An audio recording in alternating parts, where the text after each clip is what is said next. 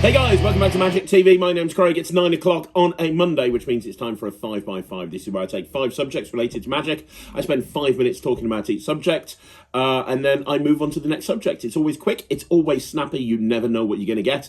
Once again, thank you very much for joining me at the beginning of the week. 5x5 is one of the most popular videos of the week, so thank you for watching it. Also, don't forget, if you haven't already, subscribe to the channel, and if you want to join the Netrix, you can do so by going to www.thenetrix.com. Anyway, having said all of that, this is the 5x5. Now, we're going to start this 5x5 the same way that we have the last few weeks, because a lot of people are saying it's one of their favourite parts of the whole channel, which is where I'm going to start off with a full live performance of me performing at an event. And then once I've shown you the full live performance, I'm then going to do a commentary track over the top. In the second segment, I'm going to talk about everything that I learnt from that performance. Like I've said before, I think that the best way to learn is by actually looking back at videos of yourself performing, and I think this is just a great thing to do on the channel, and it's something I'm going to try and do more of in the weeks and months to come. Anyway, having said all of that, we're going to get straight into it with a full live performance. And you're going to help me, sir, which is really going to annoy you. What's your name? Jake. Jake, big finish. Inside here, I have my lunch. No.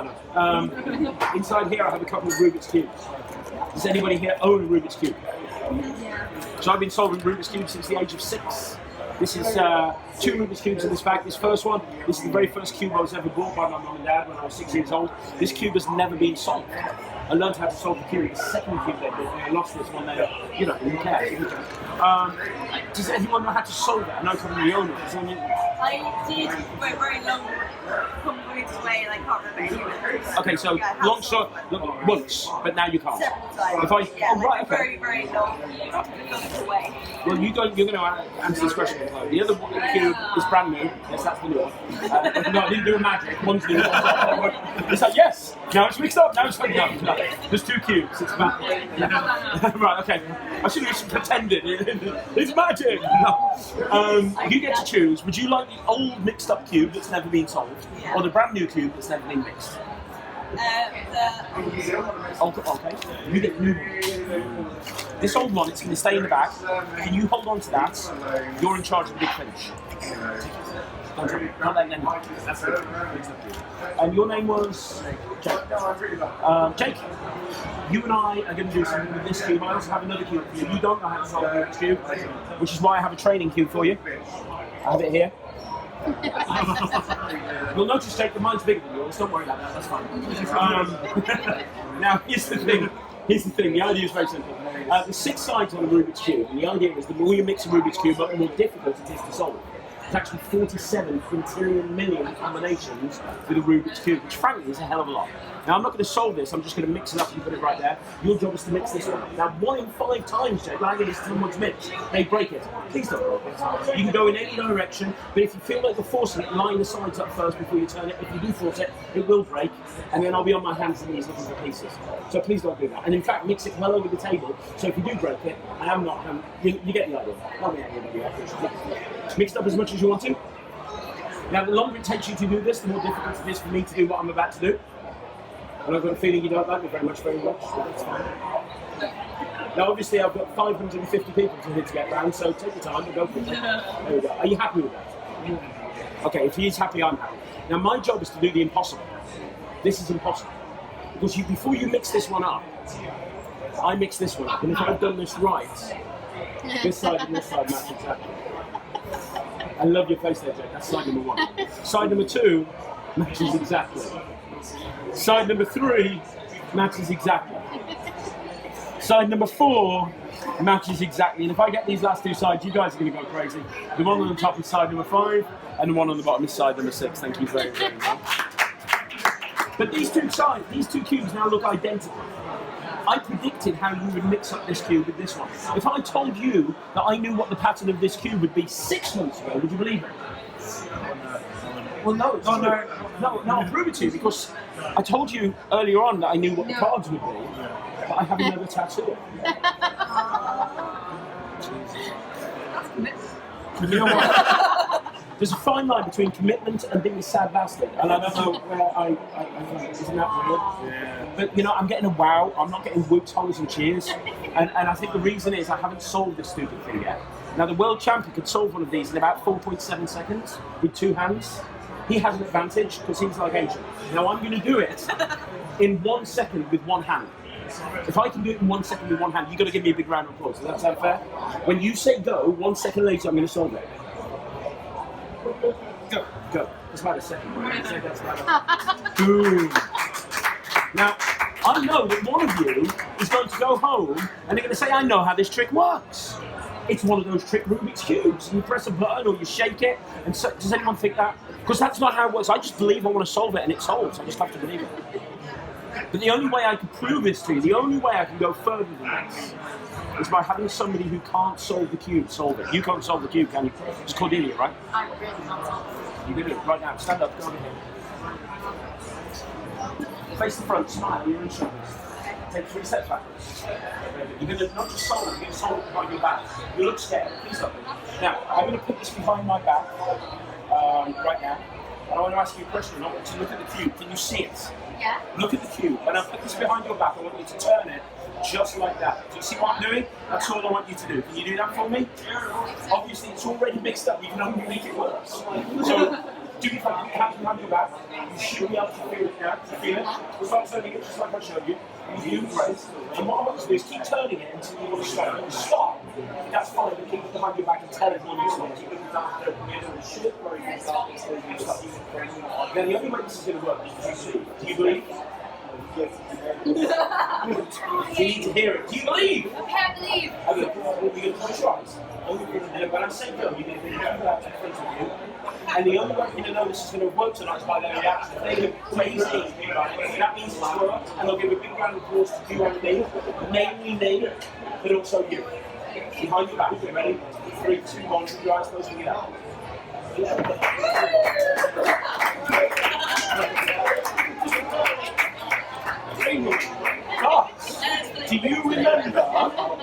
Do you remember, let's double check. Do you remember that I gave you a cube? The mixed-up cube, you decided to keep the mixed-up cube you've had out the whole time. The only way I can get further than this, if I could solve that cube in that bag without touching it, would that be good? No, it wouldn't. Because you've already solved the cube a million times. And from a theatrical point of view, the effect has to build. So the only way I can get more impressive than what I've done right now is by draining every little bit of colour out that cube. The red, the green, the blue, the yellow, the orange, the white, even the black around the edge, and it looks like this. And the only way we're going to know this has worked or not is by the look probably on your face when you look in that bag.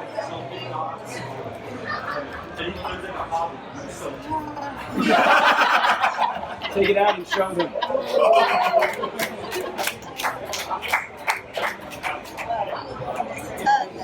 And I'll turn it into a block of solid glass. That's in Well, there you go. There you go. And unfortunately, I don't think you're going to sleep for a week now. I can just see you looking at it. Okay, so this is at the end of a set that I did at a wedding. Everyone was tucked into the corner. And I'd already done 2 or 3 routines at this point, and this is the final routine. This is kind of a longer, more in-depth routine, so I do like to do something else first. I wouldn't do something this long as an opening routine. So, this is one of my favourite cube routines to do. And I find that when I'm doing cube routines, I like to bring things full circle. So in this case, what I'm going to do is I'm going to show that I've got 2 cubes in a bag. And I like to ask people, I mean, by now you probably understand that my style is to be very conversational, chat to people, ask them if they've seen Rubik's Cubes before, if they can solve Rubik's Cube, if they know how to solve Rubik's Cube. And this is the Takamizu Fool's display. So it looks like I'm showing 2 different cubes. It's a great concept, it really is. But what this is going to allow me to do is this is going to allow me to set up for a finale. And the finale that I'm going to be using is Clear Cube. Now, I love Clear Cube by Prop Dog. It is one of my favourite props that I own. And the reason I like it so much is simply because it allows 2 reasons. The first reason is it allows me to take the routine full circle. So what I mean by that is I start by introducing 2 cubes. I leave 1 cube in the bag. I take another cube out, and at the very end, I come back to that cube that I gave out at the very beginning. I love bringing things full circle like that. I've spoken about it on the channel before. The second reason is because it allows me to have a finish to a cube routine. The problem with a lot of cube routines is it's the cube solves, the cube solves, the cube solves, the cube matches, end of trick. There's no definite finale. Even when you're doing something like the Michael Murray solution routine, where the spectator solves the cube behind their back, they're still, it's still the cube being solved. It allows me to bring the routine full circle. Anyway, back to the routine. In this particular routine, I'm using Rubik's Dream 360 here, and I really do like the use of Rubik's 360. Sorry, it's not Rubik's 360, it's Rubik's Dream. It is not 360. 360 is a different thing. This is Rubik's Dream. And I'm not using the big shell in Rubik's Dream. I'm just using the small shell. And that's all I'm doing. I'm just using the small shell and the regular cube. Now, I do like using this small shell because it is a great way to do a matchup in a very, very, very clean way. And when I'm performing cube magic, I do like to have a matchup first. Now, look at the guys that are sitting opposite, especially the guy with his arms folded that's kind of putting up barriers, right? You can see the reaction on their faces. This is an incredibly impossible moment. And one of the reasons it's so impossible is because I've built it up. I talk about the different combinations of the Rubik's Cube. And it's one of the reasons I love Rubik's Cube magic. Everybody knows what a Rubik's Cube is. Everybody knows they're very, very difficult to solve. So when you do a matchup routine like that, it really does kind of have a big impact on the audience, which, to be honest, is very, very important. Now, like I say, I want every single phase to build. This is quite an old routine, and as you can see, I only really had one tattoo on my arm at that point, which is of the cube. I do like to have a second prediction when I do Rubik's Dream, because you got the two cubes that match, which is great. But if you can then, and it doesn't have to be a tattoo, obviously, but if you can then bring a picture of the cube into the mix or something like that, like when Ryland does Rubik's Dream, one thing that he does is a lot of the time he'll do dress code, which is a great way of doing it, because obviously you've got the matchup and then you've got the t-shirt, showing a solved cube, and he takes his jacket off and now it's a mixed up cube. Back to the actual routine that I'm doing though, this isn't about Ryland. I do like to do cube solves after I've done a matchup. And I know there's a school of thought that says, oh, you shouldn't do solves after a matchup. I completely disagree. I think that if you do a matchup, most of the spectators are kind of thinking, but can he solve a cube? Can he solve a cube? I like doing a Rubik's Cube solve. And as you saw there, when I was doing it to the table, you can do this completely surrounded. Now, what I'm doing now is I'm going into Michael Murray's solution. I don't do this every time. Obviously, I don't want to do it when there's lots of people behind me. But in this situation, it's absolutely perfect because I can see that I can have the spectator in question step away from the table, and it's not going to cause anything from an angle point of view. I look at the solution as something that works on stage, and it will work close up as long as I'm aware of my performing environment. Now, I spoke to a magician the other day on a Facebook group, and I was talking about the solution by Michael Murray, and they said they don't do it because they don't think it works very well. I have performed this routine to literally thousands of audiences in every single type of situation you can imagine, from kids to adults and all points in between. And it always gets a great reaction. And one of the reasons it always gets a great reaction is because of how impossible it is. Now, obviously, without tipping the method, there is a certain element of dual reality going on here. But you can see she's just as amazed as everybody else. She has no idea what's going on. Now, from an audience management point of view, all you have to do is you just have to make sure that your spectators, or specifically the spectator that you're actually using that comes up, you just need to make sure that they understand that you're going to make them look like $1 million. And I even say that. I say, I'm going to make you look absolutely amazing. People are going to remember this forever. And I've never had a problem. Now, back to the routine. We're now going to bring this into a successful conclusion by coming back to doing the clear cube. And this is why I love the clear cube so much, because like I said earlier on, it brings the routine full circle, but it gives us an impossible finale. So rather than just having a matchup or a solve, there's something else that happens. And a lot of the time, I find that the spectator has even forgotten that they're holding onto that cube from the beginning. And because there's so much time misdirection, it becomes impossible. And I love this gambit of having them look in the bag and they react. It causes everybody else to laugh to their reaction. And then when they pull the cube out, they react, and everyone else reacts as well. It's kind of almost like having more than one bite of the cherry, if that makes sense. So yeah, for everybody who says that cube magic isn't fun, cube magic isn't exciting, cube magic isn't interesting, honestly, I've made my career doing cube magic. This is a perfect way of how you can string multiple routines together and have them string together into a routine that really does build from one phase to the other. And if there's anything we can learn from this video, it's, when you're constructing a routine, don't just do it the way that everyone else does it. Have a look at the routine and think about what you can do. Like in this example, I've taken elements of Henry Harriers, and I've taken elements of Stephen Brundwich, and I've taken elements of, Takamiza Sui. I've taken elements from Prop Dog and Dave Bonsall and Michael Murray, and I've put them together into one routine that works for me. That if I'm worried about timings, I can reduce the amount of time that I'm performing this routine or increase the amount of time, and it works for every single environment. Okay, so today I want to talk to you about a particular trick that got brought out quite a while ago. It's called Parental Guidance by Tom Wright. Now, if you don't know who Tom Wright is, Tom is an incredible magician in the UK. He's kind of like the magician's magician. He's just what every magician wants to look and be like.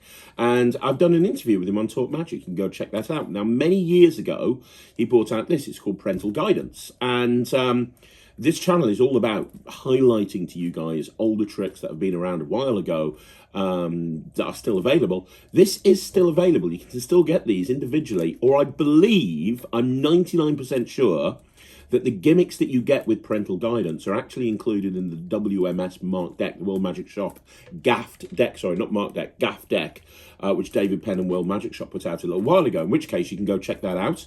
And you can go see their thing for a full review. It's got everything. It's got this. It's got some of my stuff. It's got some of Stephen Leithwaite's stuff. It's got a whole bunch of different things.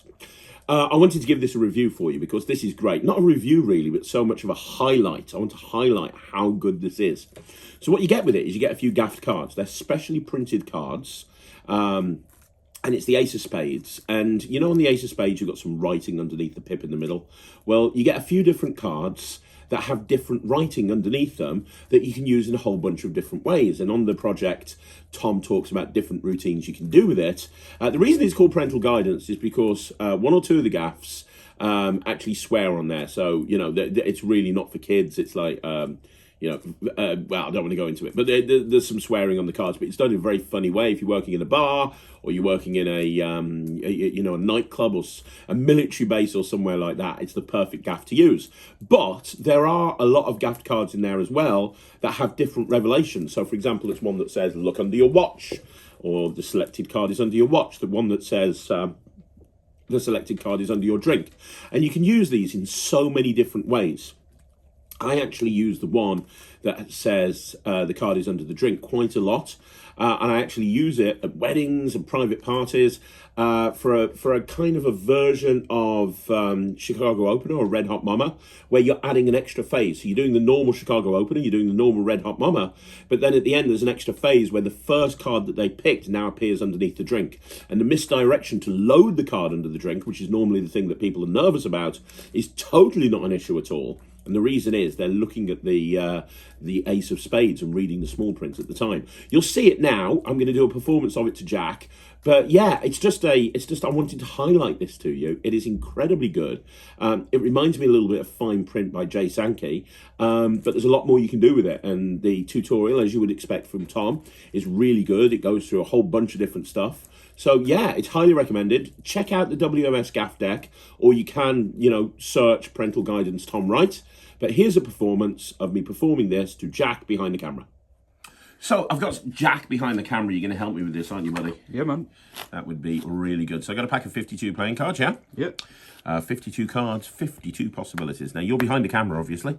So I'll tell you what I'm going to do. I'm going to spread the cards out like this. You just say stop anytime you want to. Stop. That one there? Yep. You okay with that one?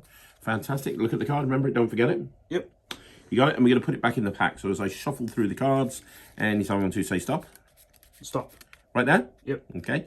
We'll put your card right there, down in the deck, all right? All right. Now, the idea is to try and find your card. I'm going to do that by making one card in the deck stand out, and that'll be your card. Watch, if I snap my fingers and give a little twist, what happens is one card and one card only stands out in the middle of the deck. You can see now there's one blue-backed card in the deck, right? Now, you could have picked any card, couldn't you? You had a completely free choice. And this is the two of diamonds. Did I get close? Was that the one? That was the card. That was the one. That's amazing, right? Now, you shouldn't repeat a trick, but I'm going to do it again for you, all right? Exactly the same way, you're going to pick a card. So as I go through, just say stop. Stop. Right there, that one there? Yep. Okay, I'll show you the card. Can you look at it and remember it? Yep. You got it? Got it. Please don't forget it, because if you forget it, it's not a very good trick. Okay, so watch. I'm going to do exactly the same thing. You ready? Right. Watch. One card will stand out. Sorry. What I mean is one card will stand... One card, Jack, and one card only will... Oh, this is ridiculous. Well, I suppose one card has stood out. I mean, there is one card. What was the name of your card, Jack? The Ace of Spades. Are you serious? Yeah. You're not going to believe this. Have a look at that, Jack. It's the Ace of Spades. Is that your card? Yeah. What? Which is amazing. But do you know what? A lot of people say to me, hang on, that was my card a second ago, wasn't it? That was the other card. What was the other card you picked? The two of diamonds. And that was the two of diamonds, and now it's the Ace of Spades.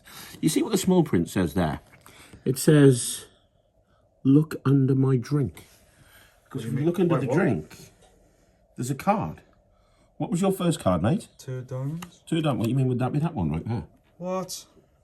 Okay, guys, I want to give you a sneak peek of an interview coming up on Talk Magic very, very soon. And this is an interview with the absolutely always awesome Sam Fitton. Now, if you don't know who Sam Fitton is, he is probably one of the, if not the most popular wedding magician in the UK. And he actually teaches other magicians how to basically be successful as a performer, as a magician, not just in the wedding market, in the corporate market. I mean, Sam Fitton is the closest thing that we've got to the magician's magician.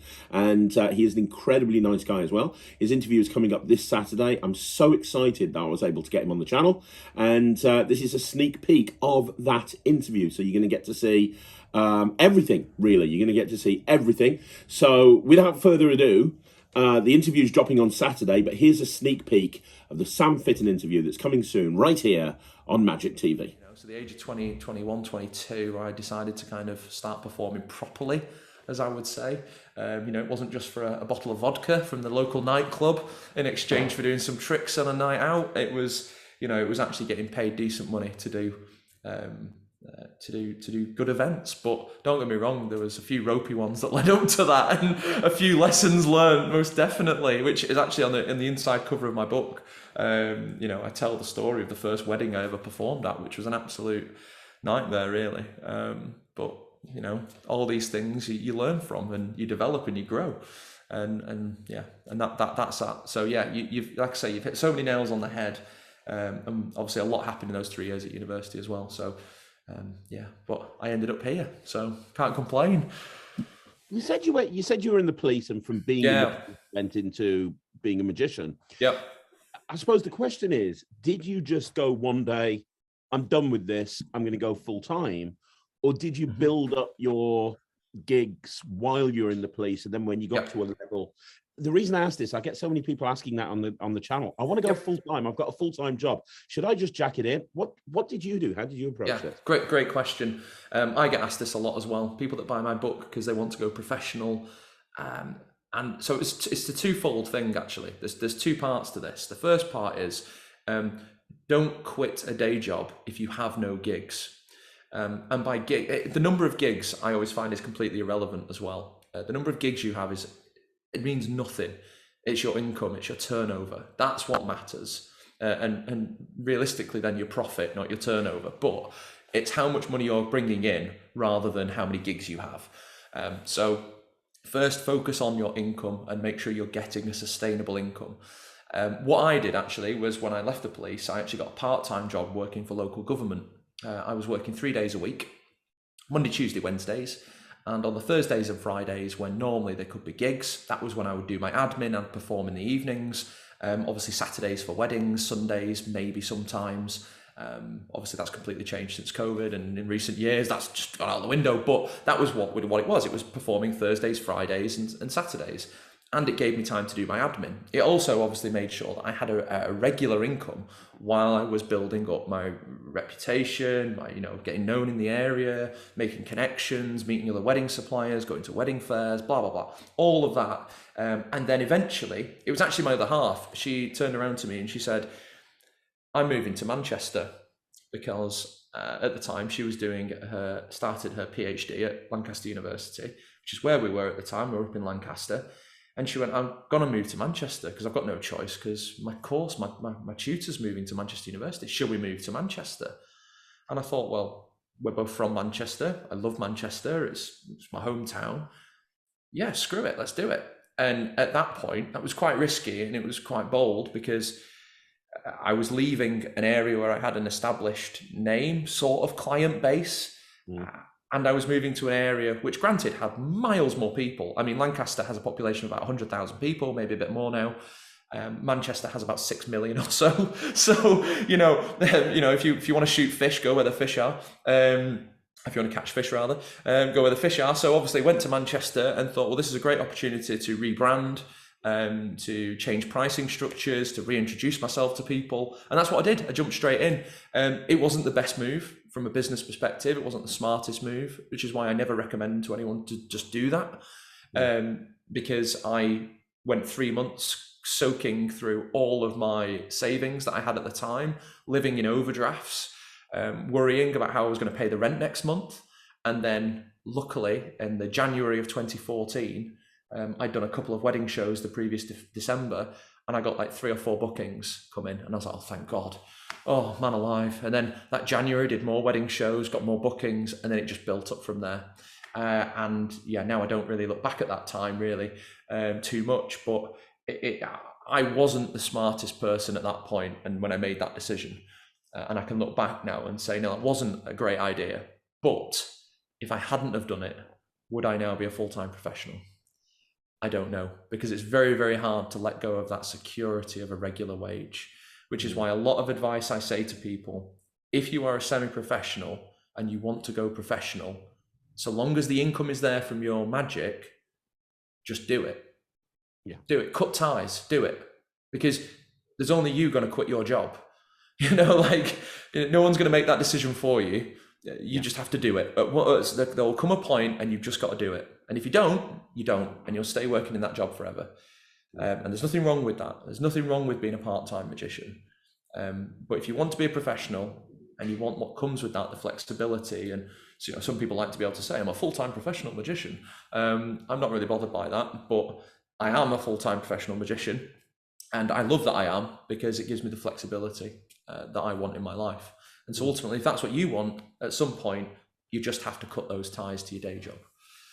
Yeah, that makes sense. That makes total sense. That's really, really good advice as well. Okay, I get a lot of questions on the channel about gambling routines, but not specifically about gambling routines like dealing people poker hands and things like that. More con games, because I've said on the channel before, I don't really do many gambling routines, but I do a lot of sort of con games. That fits my character perfectly. So I do fast and loose, I do 3-card Monte, there's a whole bunch of different things that I do, and people have asked me what's my favorite of that genre. My favorite is this is so cool. This is 3-disc Monte, and if you don't know it is my favorite Monte routine. Now you can do it on a table, you can do it on a close-up pad, but where you buy them from, you can actually get sort of a special mat that you put a newspaper in that makes it kind of feel a little bit more authentic. And I've got a couple of different sets. I've got one set which has got Morgan dollars built into it. I've got this set which has just got white, sort of white inlaid into it. And what they are, they're 3-disc Monte, so they're just discs, throwing discs. 2 of them are blank. 2 of them have got circles in the middle. You don't really use the 4th one unless there's a particular routine you're wanting to use it for. But the reason I love this is because I think it looks a little bit more deceptive than throwing the Monte.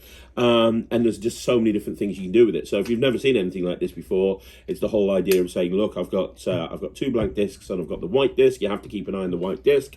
Where is it? And they will guess it's over here, and they're always going to be wrong. It's always going to be somewhere else. There's so many different moves you can do with this. You can get them to put their hand on it. You can show that these have got nothing, and and then obviously it's not there, it's over there. There's so many different ways that you can actually use this. It is, without a shadow of a doubt, my favourite con game to do. I do it all of the time, and I actually do this with the mat that you can actually get with it. I actually use this in a walk around situation, because what I'll do is I'll have somebody hold their hands out like this, and when they hold the hands out, I'll put the mat, because the mat is like long and thin, I'll put the mat on their hands, and I'll do it there, walk around. It's a perfect walk around trick, and it's very, very different to anything else out there. It's not a card trick, it's not a coin trick, and there's a very good chance that people are watching you have seen somebody or even heard of somebody throwing the discs before, because it was very popular years ago, and it's still kind of popular now. So there's that hook there instantly. And you can make it very, very magical. So you can do transpositions. So you can say, put your finger on it. Very good. We're going to put these over here. We're going to use one of these, and we're going to take so there's a whole bunch of different ways you can do it. There's a lot of different moves that you can do with it. You can put it down there instead of doing the throw. There's just so many different ways that you can use it. I'm going to show you a performance of this in a minute. But yeah, I mean, this segment is just to highlight this particular set. Now, at time of filming, I have spent hours searching my emails, and I can't find the place that I got these from. I spent hours, days, weeks, years ago, searching for the right place to get discs from. And I bought a whole bunch of discs, and some of them were okay, and some of them weren't very good. There were some that were too small, some that were too big, some that didn't really have the right consistency. These are absolutely perfect, and there's a company out there that does them and does the mats. And I bought these from them years ago, and then about a year afterwards, I then bought a Morgan Dollar version, which is what I actually use at gigs, and I practice with these. And I can't find the company, so I'm going to try my absolute best to find it and put it on the screen down below and put it in the description. That is the place that I recommend. If you want to start doing 3-disc Monte, then I'll find the description. If I can't find it, maybe you guys can help me and put in the comments down below where these are from. Have you seen these before? Because I've searched through my emails and I can't find it anywhere. And for anybody who's wanting to learn this, there's very little literature on the Disc Monte, but I do a whole bunch of stuff with it. If you want me to do a hows and whys of the Disc Monte, let me know and I can do that as well. Or, if you're wanting me to get really in depth with my routine and you're a Netrix member, it's probably something I can put on Netrix. If you guys would find that useful, let me know in the comments down below. But this is a full performance of me throwing the discs. Let's have a look at that. Hi guys, welcome to the YouTube channel for Slightly Unusual. My name's Craig. We're going to play a con game today. It's called 3-disc Monte. It's going to be me versus Patrick behind the camera. Say hello, Patrick. Hello. And the idea is really simple. This is an old game that they used to play on the streets of London many, many years ago. Dirty guy against dirty guy in a dirty coat against the wall, doing it in a back. That sounds terrible. Stand up, Patrick. We're going to play a gambling game, 3-disc Monte. Here's the idea. You got 3 discs. Now, this one's got nothing on it. This one's got nothing on it. But this one here, this is the money disc. Okay. If you follow this and you get it right, you win. You're going to win this, aren't you, Patrick? I am. I can tell you're confident. Now, if I mix them up like this, you know exactly where it is. In fact, this is the easy way, but I think we need to make it more advanced for you. So, the idea is really simple. You have to follow the money disc. You follow it, you get it right, you win. You get it wrong, you lose. It's as simple as that. Where is it? The middle. Are you sure? Yeah. Do you want to change your mind? No. Good choice. You got it wrong. Now, the other thing that you need to remember is my job is to lull you into a full sense of security. So you win a couple and then you bet big, and that's when I take you. So I'm going to help you this time and lull you. Where would it be? The other rule is never trust a magician, because we are paid to cheat for a living. You've got to remember that. Look, I'm going to do it again, but this time I'm going to go slower, okay? Really slowly, Patrick. You're following this now, aren't you, buddy? Yeah. Really slowly. 1, 2, 3. Where is it? Which one? That one there? Oh. So if I did this, where is it? In the middle. If I did this, where is it? on the left. So what we're saying is it's definitely not over there. Is that what we're saying? It's definitely not over there. You know what we'll do? We'll do it with one hand. I'm going to move one hand out of the way, Patrick, okay? One hand out of the way. Watch the disc. Don't worry about this one. Don't worry about this one. You just have to tell me, where is the disc? There. Are you sure? Yeah. No. See, you need to be watching the right place. I tell you what, one last time, Patrick, one last time, okay? I'm going to go really slowly. 3 discs. Now, I'll tell you what. Look, put your finger on the disc that it's at. Don't worry about these two. Put your finger on the disc that it's at. You're happy that it's definitely there. It can't be there. It can't be there. You know it's there. Do you want to change your mind? But you don't want to change your mind, do you, Patrick? You know. You'd bet big on this, wouldn't you? Yeah. And you would have lost because obviously you never ever want to play a magician at 3 discs. So there you go, guys. That is another 5x5 in the bag. Thank you once again for joining me here on Magic TV. Really appreciate it. Don't forget, like I said, if you want to see more videos like this, like the video, subscribe to the channel, leave a comment down below. If you subscribe, it really helps. If there's particular stuff that you want to see on the channel or on Magic TV or on the next 5x5, again, let me know. And finally, like I said at the beginning of the video, if you haven't already had a go at the Netrix, go and join it right now. You can try it out for a month. It's www.thenetrix.com. Go and try it out and you can get immediate access to an absolute stack load of content. Having said all of that, I'll see you again soon. Thanks very much for watching. My name's Craig from Magic TV.